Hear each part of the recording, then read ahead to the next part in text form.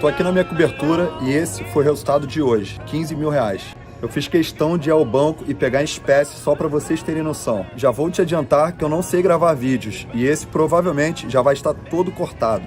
O que mais tem na internet é 7-1 programado para te enganar. Essa é a grande verdade. Gente que não tem resultado nenhum e quer vender milagres na internet. Nunca nem saíram do Brasil e moram debaixo do teto da mamãe. Eu posso ser um desses 7-1? Posso. Talvez eu até seja. Como é que vocês vão saber? Fale o seguinte, galera. Entre no meu Instagram. Europa é minha segunda casa. Vou todo ano para Grécia, Paris, Tailândia, Estados Unidos e sempre muito bem acompanhado. Meus amigos, não tenho carro, não gosto de dirigir, tenho apenas jatos e helicópteros. Meu nome é Diego Aguiar e há anos todos querem saber o que eu faço. Imploram para andar, trabalhar comigo e ter a minha vida. Eu tenho uma boa notícia. Agora você também pode. Sou amigo de famosos no mundo todo. Whindersson, Orochi, Ludmilla, Anitta, Post Malone, Taiga, Dennis DJ. Então vamos lá, vou revelar o meu segredo. Trabalho com o mercado financeiro há mais de 10 anos, já estou aposentado há mais de 5. Faz o seguinte, meu amigo, se você acha que isso tudo é uma grande mentira, sai do meu site agora, faz esse favor pra mim. É o seguinte, eu vi muito safado 7-1 vendendo cursos ridículos na internet e eu nunca vendi nenhum curso de nada. Eu ganho dinheiro do mercado e não vendendo cursos. Estou aqui hoje para mudar tudo isso. Vou te entregar conteúdo de qualidade e não vou estar ganhando nada com isso. Presta muita atenção como tudo isso vai funcionar. Meus traders fazem operações no mercado de opções. Sempre que eles forem fazer uma operação, eles vão mandar para vocês copiarem apenas clicando em um botão. Resumindo,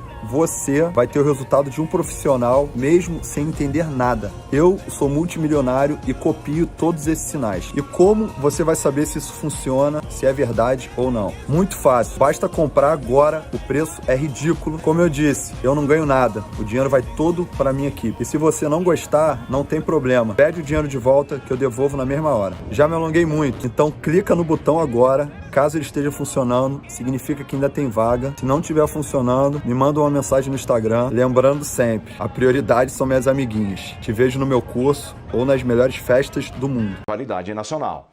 Mas do jeito que a coisa anda, essa rivalidade Palmeiras e Flamengo, Flamengo e Palmeiras, entre as torcidas, entre os times e tudo mais, acho que ela nunca teve tão forte, né?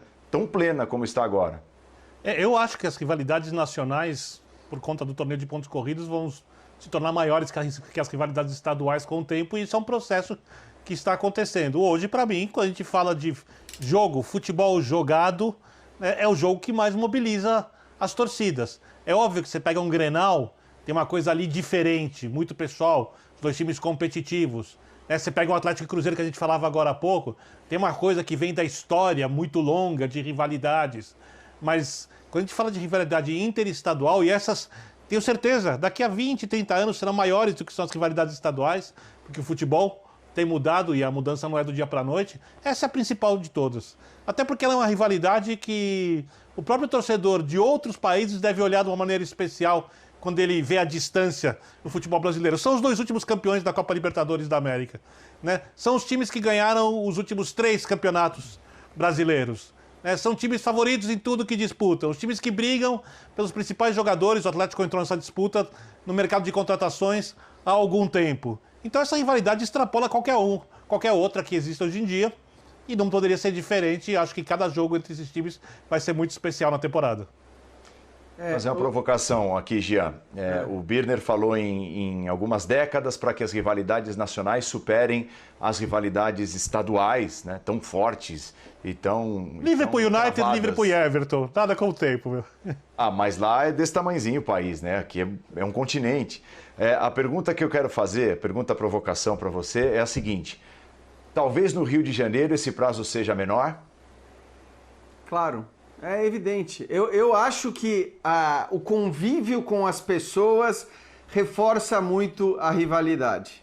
Isso é indiscutível. Então você ir para a escola e ser zoado pelo amiguinho que torce para o outro time da sua cidade que ganhou de você, evidentemente reforça a rivalidade. Você ir para o trabalho e o cara tirar o sarro, deixar um jornal ou um site aberto com a manchete da goleada, reforça a rivalidade também, né? No bar o cara te enchendo o saco, o vizinho gritando chupa, né? Depois de um gol, Tudo isso, Que isso, hein? reforça a rivalidade. Imaginei que o Geode fosse falar uma palavra dessas. Tudo isso reforça a Nem no ar, nem rivalidade. fora do ar. É indiscutível. É indiscutível. Só que você precisa ter a possibilidade de tirar o sarro do seu rival para que o rival fique incomodado com você.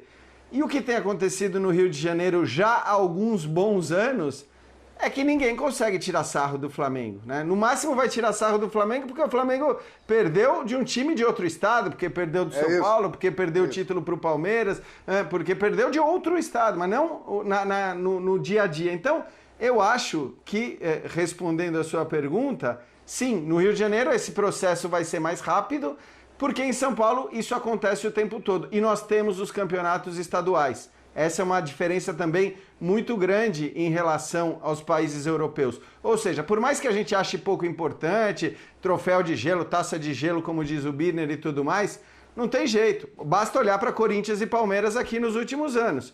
A hora que você tem a final entre Corinthians e Palmeiras no Campeonato Paulista, decidida no pênalti, a interferência externa ou interna, essas coisas, isso aí, cara, alimenta a rivalidade. E isso ainda acontece em São Paulo, né? Com o Corinthians em relação ao Palmeiras, com o São Paulo em relação ao Palmeiras, com o São Paulo em relação ao Corinthians, mas para falar desta rivalidade Flamengo e Palmeiras, evidentemente o Palmeiras tem os seus rivais estaduais muito mais fortes e ainda existentes desportivamente. O Flamengo tem os seus rivais históricos, e é claro que a rivalidade existe, mas esportivamente já não há rivalidade faz uns bons anos. Ô, Paulo Andrade, aqui no Rio de Janeiro, nos últimos anos, a alegria, isso é um fato, né, que a gente pode constatar com tranquilidade, a alegria de vascaínos, botafoguenses e tricolores é quando o Flamengo perde.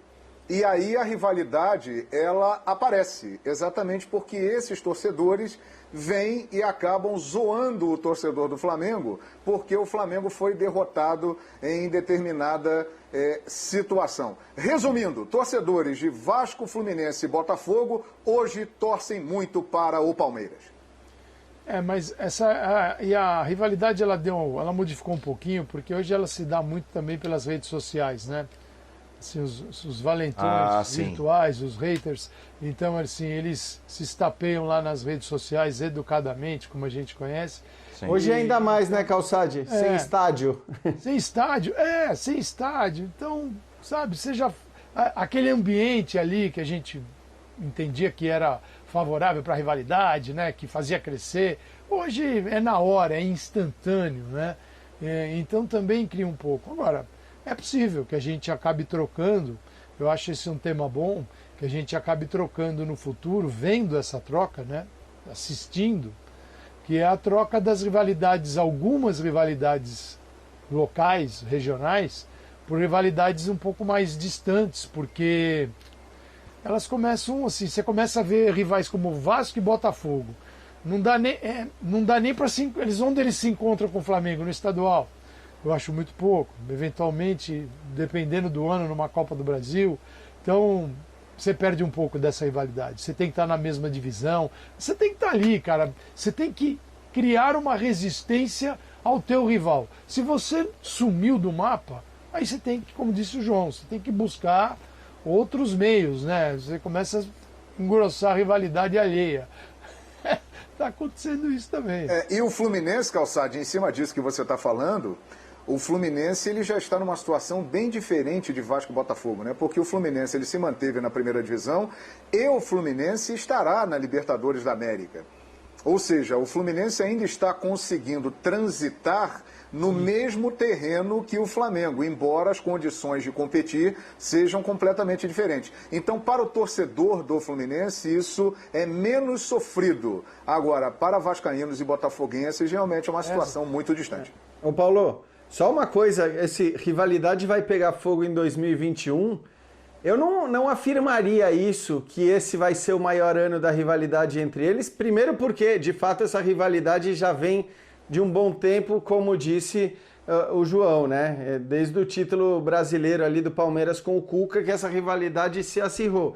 E eu acho que nesse ano, nessa temporada, a gente tem tudo para ter outros times entrando com muita força nessa briga, né? Falamos do Galo, que não se acertou ainda, mas tem um elenco muito forte. O São Paulo, de quem a gente vai falar daqui a pouco. O próprio Grêmio, né, que ainda ameaça fazer contratações.